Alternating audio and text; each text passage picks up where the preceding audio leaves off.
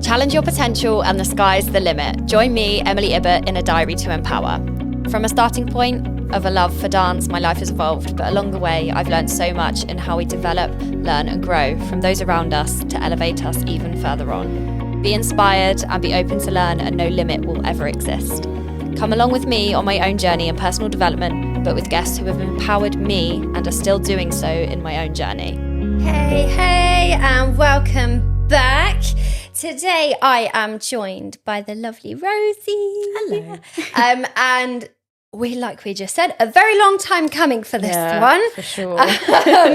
And a perfect kind of opportunity to start with the topic we are going to be talking about. And if anyone tuned in to my previous episode, it's full-on girl power mode at the moment, which I'm so here for. Training through pregnancy. Yeah, what a journey that was. What a journey. Now, Rosie is no longer pregnant because we were going to film literally the week before. Yeah, I think you were due, and you were literally. like, I was like, that's fine, expecting to be late. And then, I messaged you on the Friday being like, actually, no, sorry, I can't make it because I've just had a baby. Sorry about that. And you had just had a little boy. Yeah. What's his name? His name is Arlo, and he's just honestly the cutest thing. I know I'm biased because obviously I'm his mum, but when you just look at a little face and you're like, you're just so cute. He's so smiley and like, bless him. Yeah, he's a good boy as well. Like, we're very lucky, I think, with being our first. He's very chilled. He's not really like a whiny baby at the moment. But, no one jinx it. Touch wood, yeah. But yeah, bless him. He's so sweet. So yeah, really cute. So to kind of wind it back a little bit, we have known each other for ages, actually. A long time, yeah. Well, how long? Because you were first a member of Jets, and when did you join there? Just after lockdown. And I think I don't know if you started. Yeah, I started shortly after. I became a member when they first reopened. Yeah. And then I was kind of doing my course stuff in that time. Yeah. And then by the time the second lockdown had kind of lifted and everything. Feels like a long time ago. Such a long time ago. It actually was a long time ago. It 5 wasn't years last is year. Yeah. Mental. I know, it's mad. And it was so nice. And I think this is looking back, the people I met working on the floor, 100%. the conversations, the journeys, and you meet some incredible members. Now, your training has always been top notch for you. You've been training for years. Yeah, a long time. I was trying to work it out, 7 or 8 years or something. Wow. Which doesn't sound like a lot, but when you think about it, it's quite a long time. Yeah, it's weird. It's definitely developed over that time. When I first started, I literally didn't know what I was doing. I mean, no one does, do they? And I was purely doing it to lose a bit of weight, and I guess just to get into it and to move a bit more. Yeah. I didn't have a lot of experience in the gym at all. I'd gone and done a bit of cardio, as you would. How we all roll. Yeah, I know. But then I made friends with someone, and he was really into the gym, and I was like, oh, that sounds really cool. I'm really interested in that.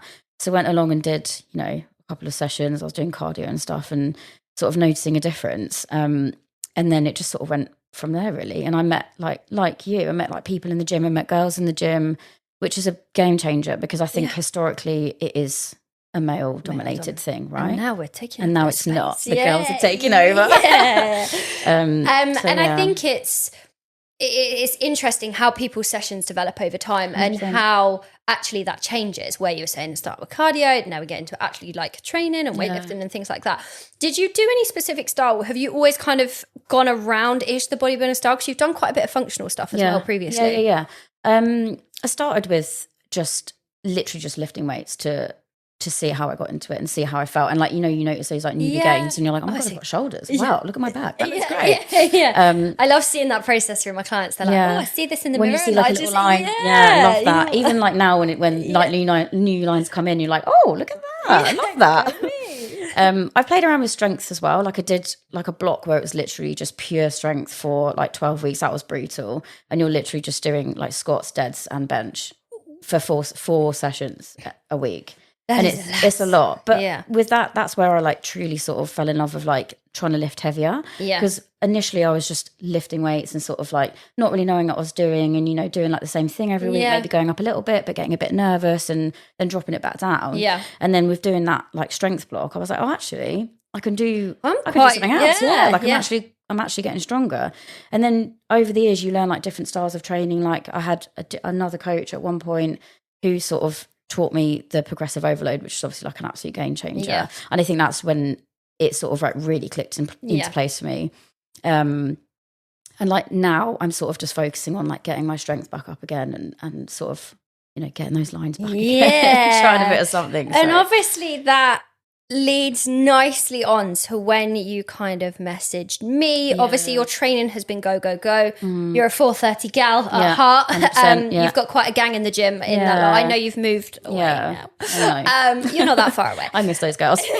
And it's so nice because even if like I come in for a class, you know, you see those regular people at those times, and it's, I think like that point to put out there, don't be afraid, like the communication and interactions that you have in the gym can actually develop. Like my closest friends I've met from the gym. Two of my best friends are from Jets, like, and they still train there. Like that's how I met those girls, and that's how I think that's how I got more into the gym, is making friends with like girls in the gym. Like, oh, should I try that? Do you want to do this session? Yeah, do you want to try out this together? And doing like hierarchy bits, like that's obviously like super popular right now. And like just before I was pregnant, I was doing, you know, a lot of like that hybrid training, which is, you know, it's a completely different way of working out. It's amazing. It's exhausting. And how amazing that you can chop and change, and there are different attractions to different points. Like I know even not necessarily my bodybuilding like stage competitor friends, but you know, I've got friends who do bodybuilding training but are just kind of switching things up or trying this, and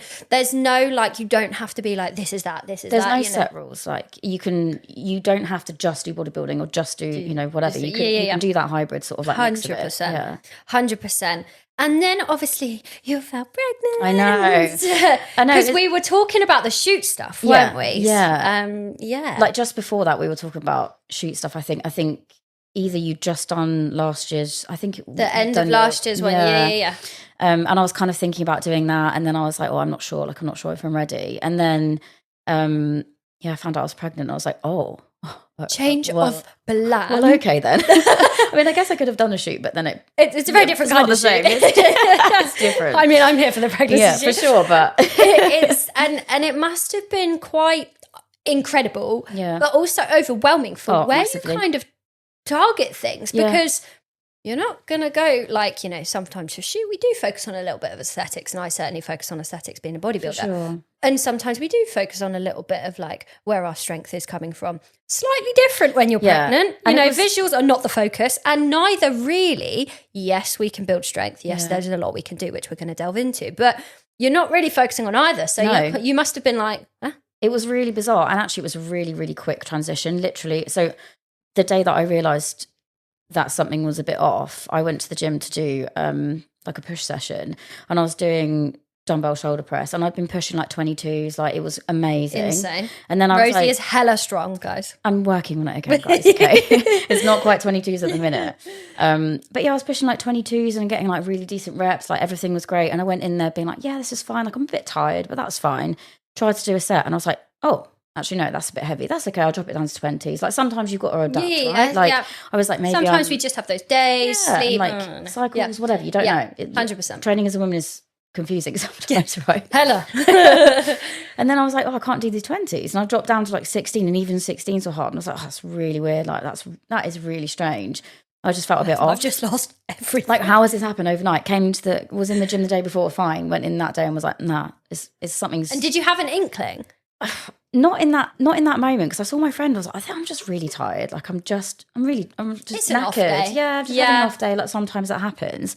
And then I went home and I was like, actually, maybe I am. But I had no symptoms or anything. Like nothing, no like sickness or anything like that. And how amazing that you can just notice, like, you know, your body. 100%. I mean, obviously, I cannot relate entirely into this conversation because I have not had a child. Yeah, but I think you do. Like they say, women's instincts, and I'm like, I'm so here for it. Yeah, it was honestly overnight. It was bizarre, and then it was trying to then adapt to then training in a different way. And initially, I was like, oh, I'll be fine. Like I can just keep going, because I was like, oh, I'm only tired.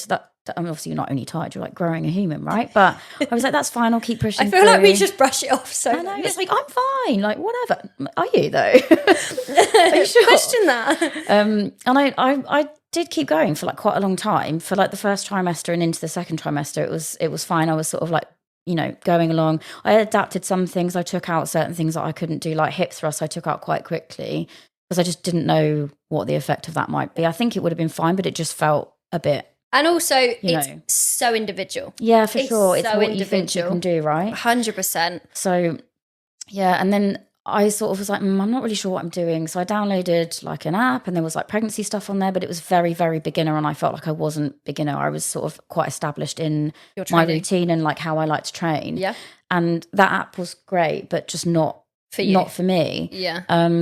And then my friend had signed up with you to do like a 12-week plan or something. And he'd mentioned that, you know, he was really enjoying it. And I was like, maybe I should have a little chat with her and see like what we could do together. Going on. Yeah, like knowing I couldn't do necessarily like nutrition and like all of that stuff with you, but thinking like if someone else can take that out of my hands and sort of give me a different sort of program to do. And also that thinking and support. Yeah, and like taking the thought out of it for me as well. For someone else to sort of give me the guidance on what could be helpful or what might be then enjoyable, because that was it, right? Yeah. For me, I go to the gym because I love going to the gym, and I was losing that by continuing to do what I was doing already. Yeah, and just kind of, you're probably where that confusion and what you can, what you can't, knowing you can do some stuff, but knowing something.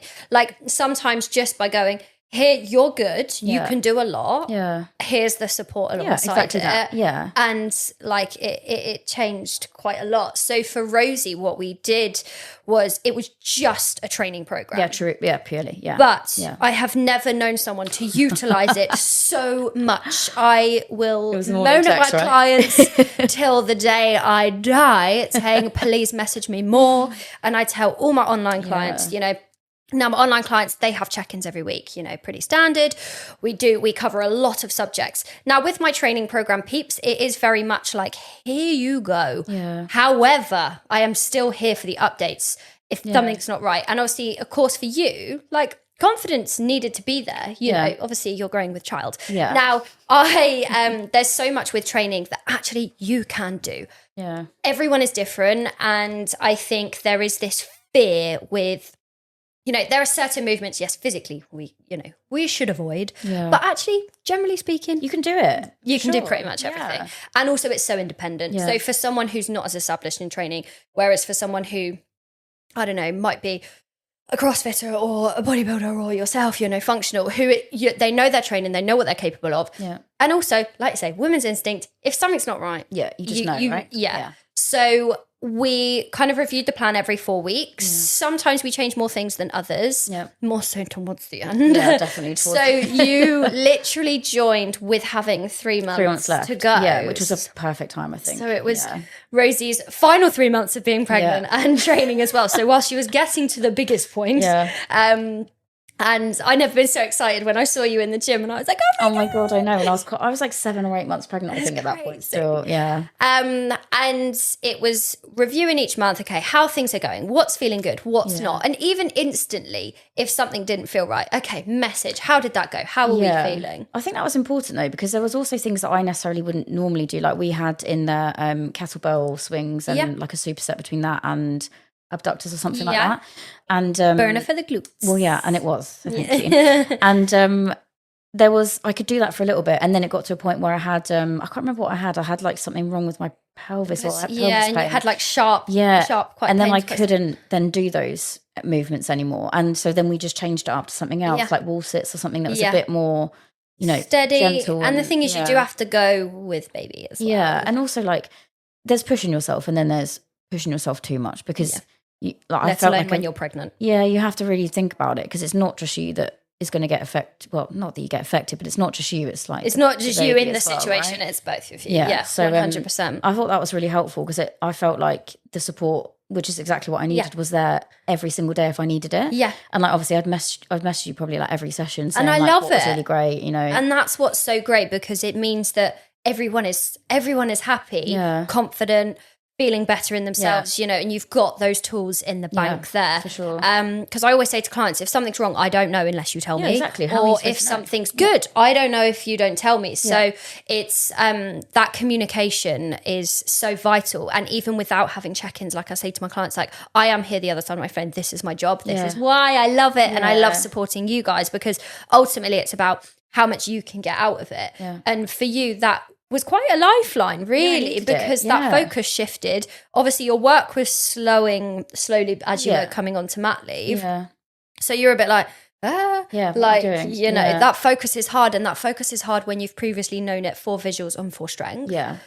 Saying that, you can still push quite a lot. Like, you can still, you know, keep stimulus into the muscles, even grow some muscle. Like, there is still a lot that you can do, but obviously the focus has shifted when you're not introducing or incorporating nutrition, when your nutrition changes when you're pregnant anyway, let alone what goes on for the cravings and things. That was it. And how did you, we didn't focus on that, but how did you manage your training alongside, your nutrition alongside your training that I was giving you? So when I first found out I was pregnant, I was still tracking, and I was always focusing on protein throughout my whole pregnancy. But I just had to, I mean, I was mindful to an extent, but then if I was hungry, I ate, because, you know, I wasn't on a cart. I wasn't on any sort of like diet. I had to sort of eat as I needed to.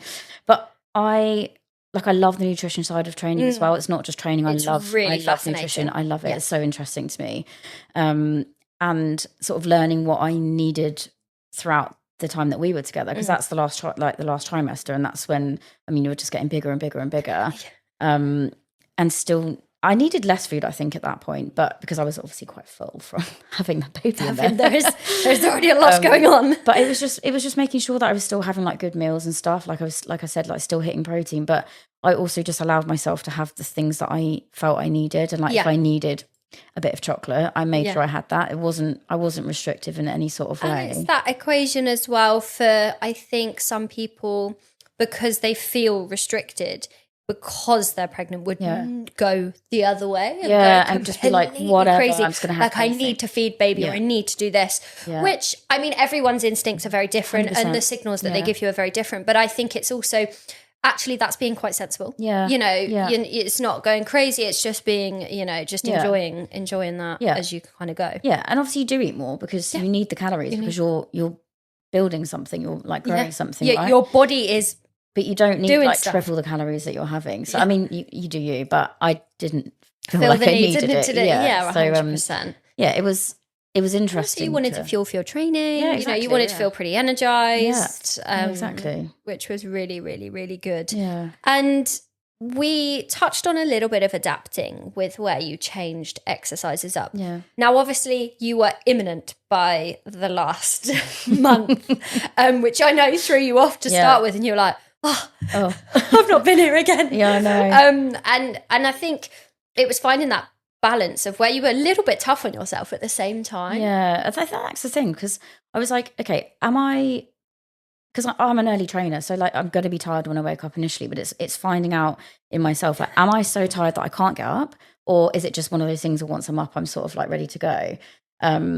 But there were some days where I was truly like, it's just not going to be good for me. Maybe just like a walk would be good. And that we spoke about that a lot, actually. And you would say, like, you know, if you can't go to the gym, that's fine. Just see if you can go for a walk, even if it's 20 minutes. Like, keep that movement if you can. And that was also because it was so important. And you have to kind of remember that, like, yes, sometimes obviously, you know, you have those, I imagine you have had those days where you were like completely wiped out and things just like needed that. But I think we forget that movement isn't just there for the sake of it. No. And actually it is really good for digestion and waking us up and feeling a bit more productive, especially when you've got a whole day of work ahead, which you sort of did more working from home as well. So actually even more so of a reason to kind of move as things were just changing towards the end. It felt quite quick towards the end, like the changes were quite drastic from being sort of like okay in month 2 of us working together.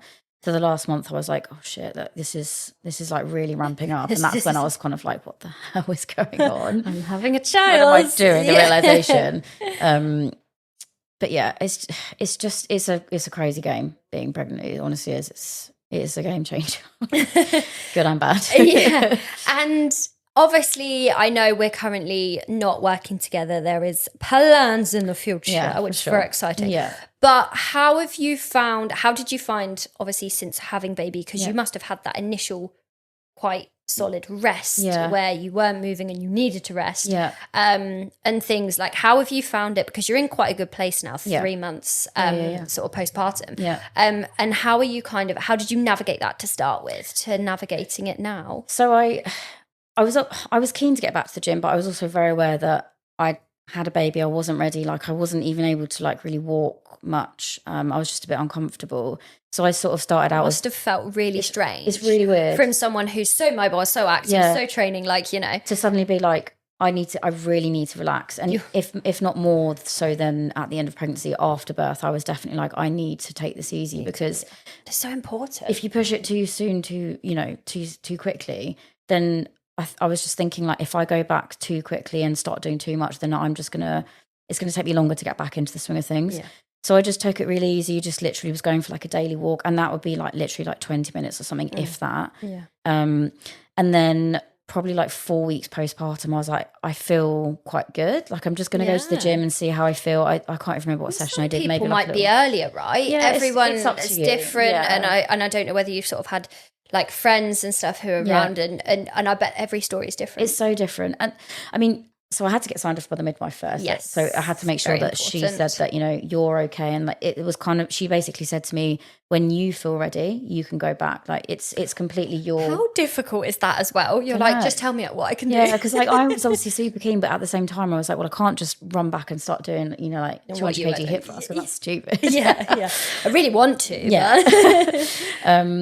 But yeah, just slowly building it back up. And I went for a couple of weeks, just literally like a couple of times, just doing something. Going through the motions. Exactly. And like, I wasn't expecting to go back and be lifting like stupid heavy. Like, I'm still not there at all. Like, 3 months is not a long time. I'd probably be back at the gym for maybe like 2. What is like 12 weeks? Like, what is that? Well, exactly. So, but now I've sort of found my rhythm. I'm going 4 times a week, which is just like, which is what we were doing in the end anyway. Yeah. And it suits me really well. It suits like lifestyle really well. Like, obviously with a baby, you've got to sort of plan your time around him, and sometimes I can't always go. So, and that probably took a while to figure out, because you don't have a routine. No, because he just wakes up when he's hungry, and you're like, oh, okay, sorry, I won't go to the gym then. The world revolves around you. So it's being a lot more like flexible with things, and I think like that's also a mindset thing as well, because I'm used to just being able to go whenever I fancy, being like, I'm going to get up at 4 and like go and do my session and whatever, but I can't do that now, and there's time restraints, and like I can only go for like an hour or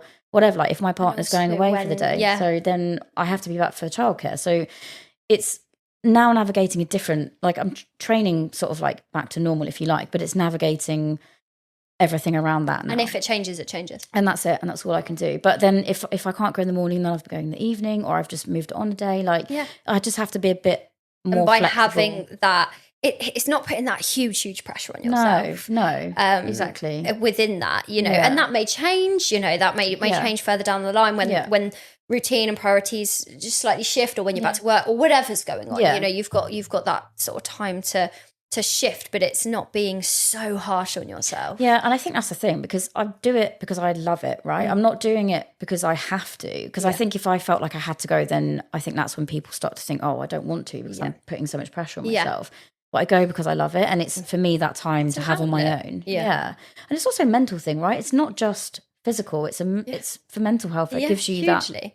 that also, you've got a lot going on. Yeah, like you've got a blooming baby. I know, what the hell. So as well, it, like you say, it's that outlet and your peace. Yeah, exactly. It is like, you know, you're never truly on your own from when you get back out of that gym. That's it. Yeah, like you know, there's a little person relying on you at every step of the way. Yeah, and his little face looking at me, and I'm like, what do you want? Tell me.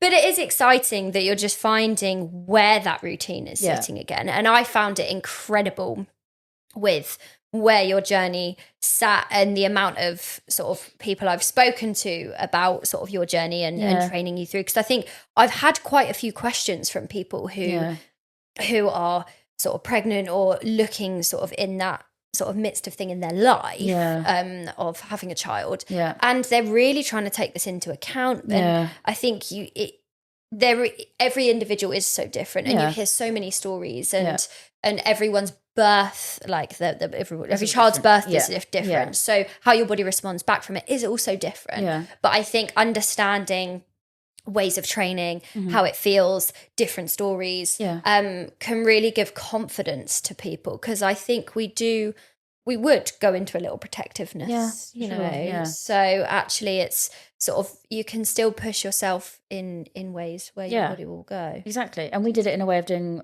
really stupid reps rather than loads of weights. Great time. My clients love the rep ranges I give them. Like 20 reps. I'm like, okay. What is this? Like 20 lat raises, all right. Give it a go. I love it. And I think there are different tools in the bank with training, which, you know, if you have a coach or if you're looking to get a coach, can give you that support on. And I always ask my client, you know, tell my clients to ask me why, or why I've given them this, or where we're not, especially by the end, we weren't pushing for strength. No. You know, we're not moving. We're moving. Yeah. We want to get some stimulus. We want to just feel a little burn. And we want to, because you probably came away from that feeling productive. Yeah. Whereas we don't, for you, it wasn't useful for me to just give you kind of like a light session. Yeah. Because you're pregnant. Yeah. Exactly. Like, do you know what I mean? We don't always need to, I don't like saying panda too, but do you know what I mean? There are still some levels that you can bring to it with, like, being careful and not pushing that, you know, you've got risk of injury or, you know, we still want to create all that stabilization and strength. Yeah. And with that strength that you built, or that focus, that structure, how did you find that helped you through pregnancy?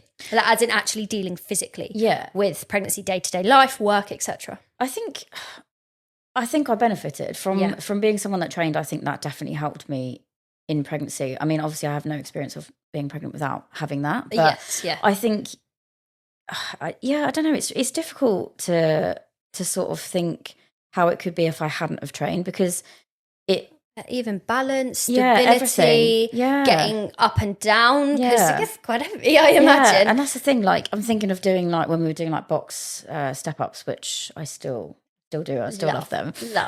Great for the glutes. I think that was really, like, you're right, like stability and stuff, like, because you're very like front heavy, and like my bump felt gigantic by the end, and I think like doing stuff like that. And I think because obviously when you're lifting weight, let's say like a lat raise or something, you're not just like standing there, are you? Everything's got to be stable. So I think even doing that is giving you some sort of like center of gravity, I guess. Like, and also, like you say, having in those like single-sided things is just so important, because your center of gravity has changed. Oh, it's like everywhere. It's different. Let alone how it may have changed now and how you feel with your balance and things, or has it shifted at all? But you know, you've got to kind of adapt to that and work with it as it's changing, because it's going to be so different. And it's changing weekly. It's like constant. Obviously, it's changing weekly. You're growing, right? But it's really strange, because one week I might be able to do something, and then next week suddenly I can't do like a split squat because my belly's just suddenly got really big. So it's like that sort of thing as well. Like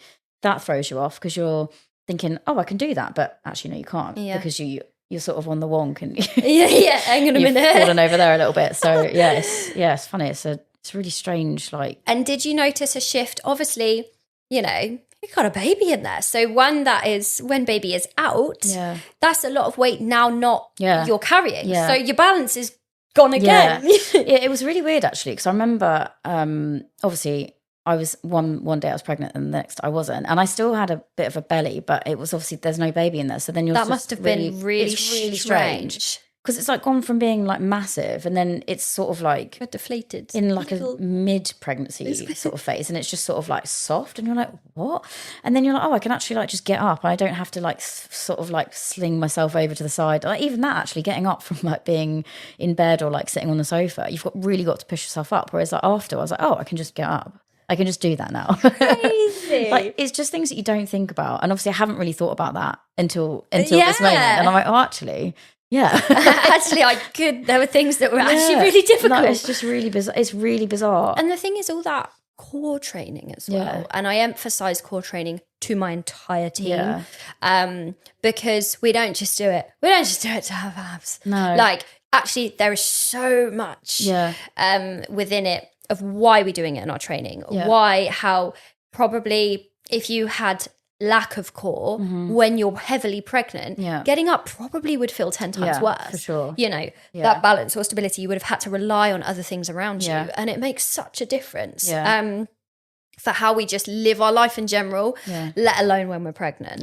And we kept in your core training. We did twice a week. And actually, my midwife did say to me, "You've got a really strong core." And I was like, "Thank you." I love it. I remember you texted me that, and I was like, yes. Yeah, because I had done it before, and then and you were like, "Do you want that?" And I was like, "Yeah, let's keep it in for sure." There are some things with core that you have to be aware of with training, but give or take, like you can do. Yeah, you can. There are obviously physical things that get harder, like full sit-ups are not really possible by the end. What was it? I can't remember what was the next size you put in. I can't remember. And I tried to do it. I was like, I literally can't do that because my belly's in the way. It's just not physically possible. So I think it was walkouts or something. I was like, no, I can't do that.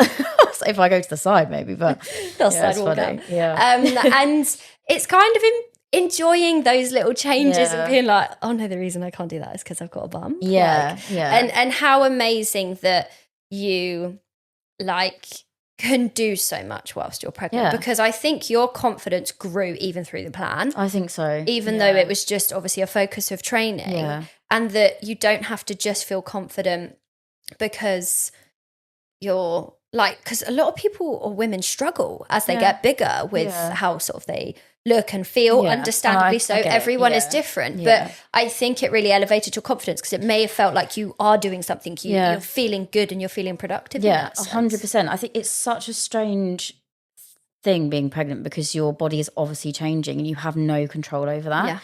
And I think some parts of it I found really difficult because I was training initially, but before that, for visuals, and then I suddenly can't do that, and my whole outlook on it had to change. And especially towards the end, like you just sort of accept it, I think, by that point, because you're like, it is what it is. There is nothing you can do. And it's just making sure that you're doing something that you find enjoyable. And I think that was really important for me to do a plan that I liked doing, and it wasn't just sort of like, oh, I have to go because because it's good for me. Yeah, exactly. And I think that was like a massive thing for me to come to was to not lose my enjoyment for it, which is what was obviously sort of slowly happening. And it's just so like you say, you can't control what's going on, but we can control an element to make us feel somewhat good if we can't do it in other elements, which I think definitely I even saw through messages. And I think even after that first week, you were like, yes, this was what I wanted. Exactly what I need, and needed as well. Not just want, but needed it. I needed it for myself to be able to have that enjoyment, because you're not controlling anything else. Exactly, it's going to do it. 100%. So nice, and it was just so great to have you on and talk about this in the running, because I think other people will benefit so much from these conversations, these topics. I mean, even my previous podcast talking about hormones and training, being a female, there is a lot going on, and how incredible that we can take up space in sort of this field, in the fitness field, and talk about these topics, because I think not enough people do. And actually, even if you were someone who just wanted to pick up training and maybe even haven't trained, but actually felt that you've got that outlet for yourself, because it is your you time. And I will say that till I die. The gym isn't just there. Sort of, you don't just want to have that association with I do it because I want to lose weight, or I do it because of this. I feel like I have to. You want to do it because where that passion and things, obviously, that motivation comes and goes. But that can never be helped. But thank you so much for coming on, and I cannot wait to meet. I can't speak today. Getting emotional. To meet the little one, and see your journey sort of come from this, because I bet in another 3 months it's going to feel entirely different. I know as well, which is exciting. So if you have any questions for Rosie or for me, any comments or anything you want to feed back to us, or if there's topics or questions that you want us to come back and talk about, even through the journey of little Arlo getting bigger as well, and how you manage your training, then we can absolutely make that happen. 100%. And obviously I will link Rosie's stuff if you need to message her at all. And yeah, I think that sums things up pretty nicely. But thank you so much. Thanks for having me. It was so good. And you will be able to find it on Spotify and Apple. And we shall hopefully see you on the next episode. Amazing. A big thank you for joining me on my channel and tuning in. Find me on Spotify, Apple and Google Podcasts, Amazon and YouTube at Diary to Empower. Follow me on Instagram, m_power.fitness and TikTok, m.ibert. See you on the next episode.